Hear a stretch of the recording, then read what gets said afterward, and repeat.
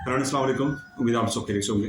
काफ़ी सारे सवाल आते हैं कि जब मार्केट गिरी हुई होती है, जिस तरह अभी हमारे पास जियोपॉलिटिकल इश्यूज़ की वजह से हमारी अपनी मार्केट एंड इंटरनेशनल मार्केट पूरी दुनिया में जो है इक्विटी मार्केट्स वो काफ़ी ज़्यादा डिस्काउंट हुई थी।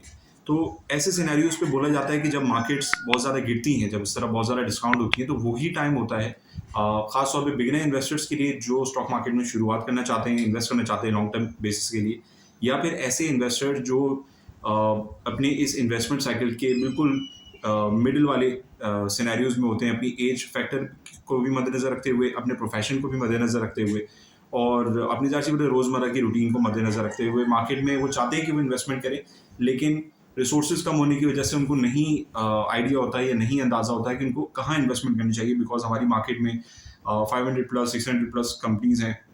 बहुत सारी नई कंपनीज़ हैं जो हमारी स्टॉक मार्केट में लिस्ट हो रही हैं और इक्विटी मार्केट्स में अमूमन ईयर ऑन ईयर बेसिस पे नई-नई जो कंपनीज़ हैं, वो लिस्ट होती रहती हैं। तो ऐसे सिनेरियोज़ में जब ये कहा जाता है कि गिरी हुई मार्केट के अंदर जब इस तरीके की वॉर सिचुएशन होती है या जियोपॉलिटिकल अनसर्टेनिटीज़ होती हैं ग्लोबली और उसकी वजह से इक्विटी मार्केट डिस्काउंट हो, तो वहाँ पे इन्वेस्टमेंट करनी चाहिए। तो उसके पीछे क्या तरीक़ेकार होना चाहिए, इस वीडियो के अंदर हम डिस्कस करेंगे। वीडियो को एंड तक ज़रूर देखिएगा। जो लोग वीडियो को एंड तक देखते हैं, उनको पूरे कॉन्सेप्ट के हवाले से जो है वो चीज़ें समझ में आ जाती हैं और मेरी वीडियोज़ बहुत ज़्यादा फैंसी नहीं होती, लेकिन मैं टू द पॉइंट कोशिश करता हूँ कि बात करूँ और अपना एक्सपीरियंस जो मैं अपनी कम्युनिटी में, अपने क्लाइंट्स के साथ, अपने इक्विटी कंसल्टेशन मैनेजमेंट के अंदर जो मेरे मेंबर्स हैं, जिनको ओवरऑल एनालाइज़ बेसिस पे उनको मैं हेल्प आउट करता रहता हूँ।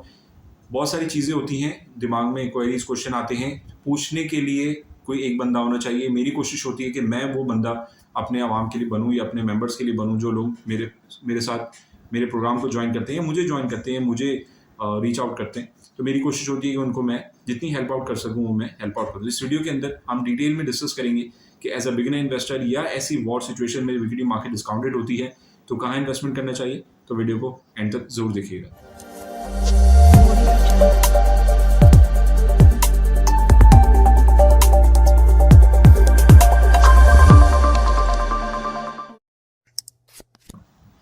Welcome back.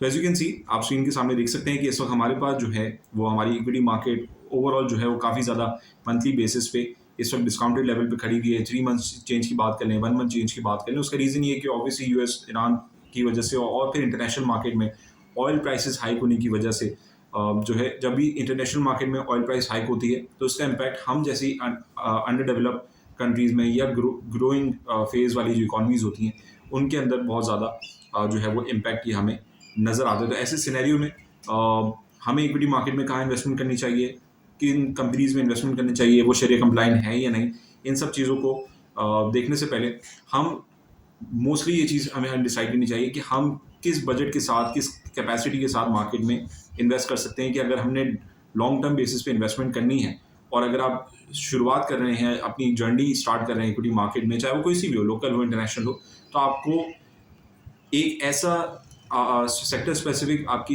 इन्वेस्टमेंट होनी चाहिए या ओवरऑल आप चाहते हैं कि अलग-अलग जो हमारे मुल्क के जो सेक्टर्स हैं, उनके अंदर जो है वो आपकी इन्वेस्टमेंट हो। तो इस सब चीज़ों को बहुत आसान बना दिया गया। इससे पहले और भी वीडियोज़ आई थिंक आपको यूट्यूब पे अवेलेबल होंगी। लेकिन मेन चीज़ क्या होती है, जैसे एज़ एन इक्विटी कंसल्टेंट मुझसे जब ये सवाल किया जाता है, मेरे बहुत सारे बिगिनर फ्रेंड्स हैं, ऐसे हैं जिनको मैं जानता हूँ कि जितने भी बिगिनर इन्वेस्टर्स हैं, जिनको नहीं पता कि हमें कहाँ इन्वेस्टमेंट करनी है, उनके लिए स्टॉक मार्केट ने पीएसएक्स ने बहुत ईज़ी कर दिया है कि आप गूगल पे जाएँगे, गूगल पे जाने के बाद आपने सर्च करना है पीएसएक्स की वेबसाइट, पीएसएक्स डीपीएस आप सर्च कर लें। यहाँ पे आपको डेटा पोर्टल, जो पाकिस्तान स्टॉक एक्सचेंज का डेटा पोर्टल है, जिसके अंदर स्टॉक मार्केट से रिलेटेड तमाम डेटा अवेलेबल होता है, उसकी स्क्रीन आपको यहाँ पे बेसिकली खुल जाएगी। यहाँ पे अब आपने करना ये है कि आपने जाना है मार्केट के ऑप्शन के अंदर और यहाँ पे आपने जाना है मार्केट इंडेसेस।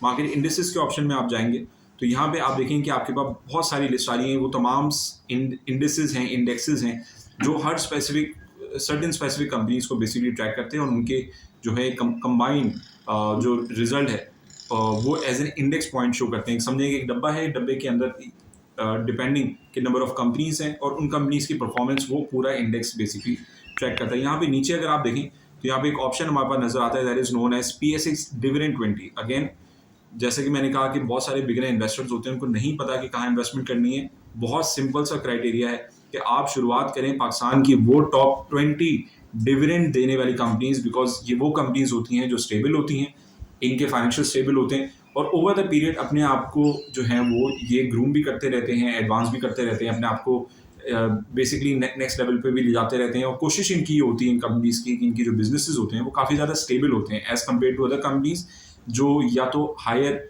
डेट की वजह से, जिनके कर्जे ज़्यादा होते हैं बैंक से, उन्होंने लोन ज़्यादा लिया होता है, लेकिन through out the period financial stability ना होने की वजह से, या फिर जियोपॉलिटिकल इम्पैक्ट की वजह से, या फिर गवर्नमेंट की अपनी इकोनॉमिक पॉलिसीज की वजह से उनके अंदर उतार चढ़ाव उनके फाइनेंशियल में आता रहता है, जिसकी वजह से वो टाइमली जो कर्जे की पेमेंट है वो नहीं कर पाती हैं। उसकी वजह से वो स्ट्रगल करती हैं कि उनके पास एक्स्ट्रा कैश फ्लो नहीं होता। जब मेरे और आपके जेबों में जब एक्स्ट्रा कैश होगा तो फिर हम एक्स्ट्रा खर्चे कर पाते हैं। इसी तरह मेजॉरिटी जो भी कंपनीज हैं, बड़ी बड़ी कंपनीज हैं जिनके पास एक्स्ट्रा कैश होता है because of their stable businesses, because of their category of business, उनका जो काम करने का तरीका है या उनका जो ऐसा प्रोडक्ट है जो बहुत ज़्यादा स्टेबल है, तो फिर वो कंपनी जब उनके पास एक्स्ट्रा कैश फ्लो होता है तो उनके पास कैपेसिटी होती है कि वो अपने इन्वेस्टर्स को थ्रू आउट द ईयर, चाहे वो साल में एक दफ़ा डिविडेंड दें, जिसमें हम कहते हैं कि एक कुछ कंपनीज होती हैं जो साल में वन टाइम डिविडेंड देती हैं, बहुत सी कंपनीज होती हैं जो साल के 4 क्वार्टर हिस्सों में 3-3 महीने के हिसाब से एक क्वार्टर बेसिकली वो किया जाता है,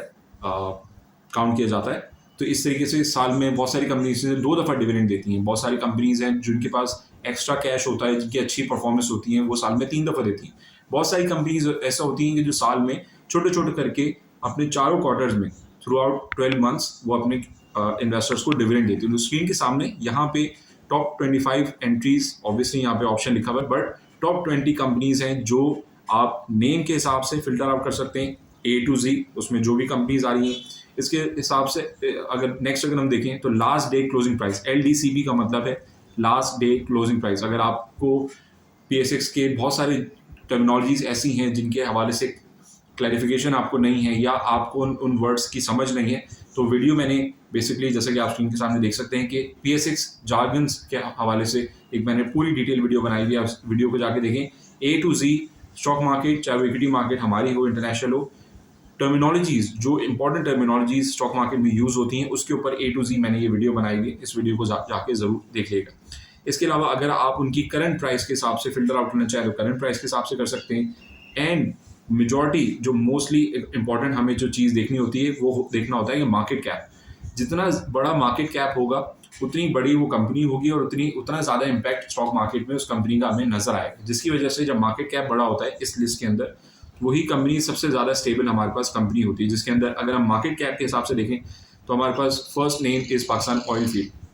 पाकिस्तान का बहुत बड़ा इदारा है, बहुत सारी अपनी सर्विसेज देता है। इसके अलावा हमारे पास ऑटोमोबाइल सेक्टर में अगर हम देखें तो ट्रैक्टर के अंदर हमारे पास मिलर ट्रैक्टर बहुत बड़ी कंपनी है। थोड़े बहुत इश्यूज गवर्नमेंट के साथ चलते रहते हैं इनके, लेकिन फिर भी अपने आप को स्टेबल रखती हैं और कोशिश करती हैं कि जो भी एक्स्ट्रा कैश हो उससे वो अपने क्लाइंट्स को डिविडेंड्स देती रहें।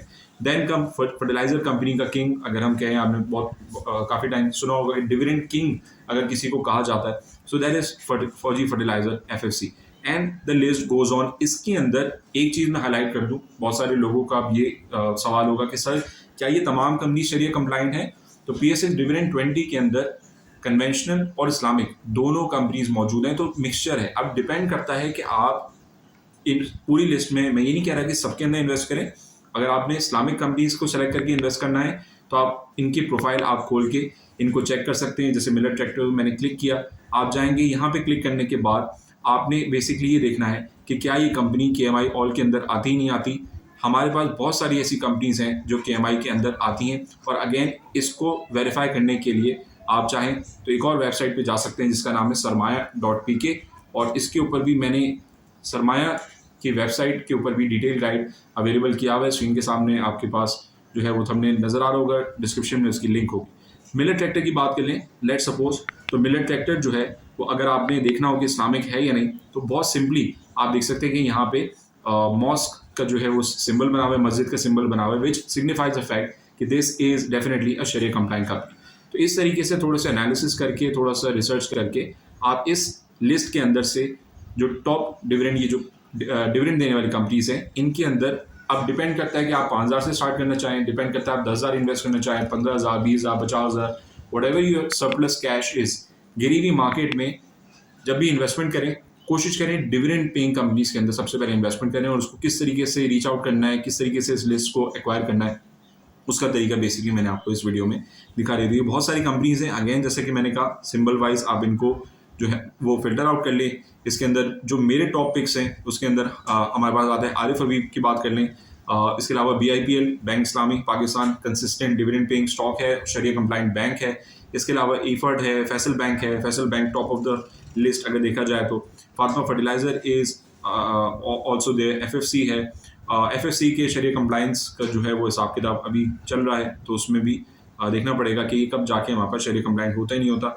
इसके अलावा हपको है, इमेज है, बड़ी बड़ी अच्छी कंपनीज हैं। Meezan bank obviously number 1 bank of Pakistan, इसके अंदर आप लॉन्ग टर्म इन्वेस्टमेंट कर सकते हैं। नेशनल फूड है, OGDC and Pakistan oil field etcetera. तो ये कुछ कंपनीज हैं जिनके अंदर मैं समझता हूँ कि अगर जब इक्विटी मार्केट बिल्कुल गिरी हुई हो तो इन कंपनीज के अंदर, डिविडेंड पेइंग कंपनीज के अंदर जो है वो इन्वेस्टमेंट करनी चाहिए। इसके अलावा कोई भी क्वेरी हो, क्वेश्चन हो, इनके हवाले से डिटेल फाइनेंशियल एनालिसिस चाहिए हो, फंडामेंटल एनालिसिस चाहिए हो, टेक्निकल एनालिसिस चाहिए हो, तो वो अपने मैं कम्युनिटी को बेसिकली प्रोवाइड करता रहता हूँ। कम्युनिटी का अगर आपने पार्ट बनना है, as you can see on the screen, तो आप ये कि मुझे रीच आउट करें। इक्विटी कंसल्टेशन प्लान होता है जिसके तहत पूरे 12 महीने मैं अपने क्लाइंट्स को उनके साथ लग के उनके जो भी क्वेरीज, क्वेश्चंस, इश्यूज हैं वो रिजॉल्व करता हूँ। म्यूचुअल कंसेंट भी एक चीज़ काम होता है, लेकिन मेन चीज़ ये होती है कि क्लाइंट को फंडामेंटल टेक्निकल अगर वो खुद से नहीं कर सकता तो एज एन इक्विटी कंसल्टेंट उसको प्रोवाइड करना और उसको हेल्प आउट करना एक प्रॉपर प्लान बना के कि वो उस प्लान को क्वार्टरली बेसिस पे, मंथली बेसिस पे एंड क्वार्टरली बेसिस पे वो एग्जीक्यूट करे। 6 मंथ 9 मंथ उसको ट्रैक करना, ट्रैक करने के बाद पूरे साल की कंपाउंड एनुअल ग्रोथ रेट उसको कैलकुलेट करके देना कि मंथली ट्रेडिंग में उसने कितना पैसा कमाया और डिविडेंड से उसने कितना पैसा कमाया। तो ये एज एन इक्विटी कंसल्टेंट मेरा काम होता है कि अपने क्लाइंट को मंथली ऑडिट्स जो है वो प्रोवाइड करें। सो इफ़ यू फील कि इस तरीके की आपको हेल्प चाहिए, so you can connect with me at WhatsApp at the given description below. Until next time, this is Mohammad Abid signing off. Take care. Allah Hafiz.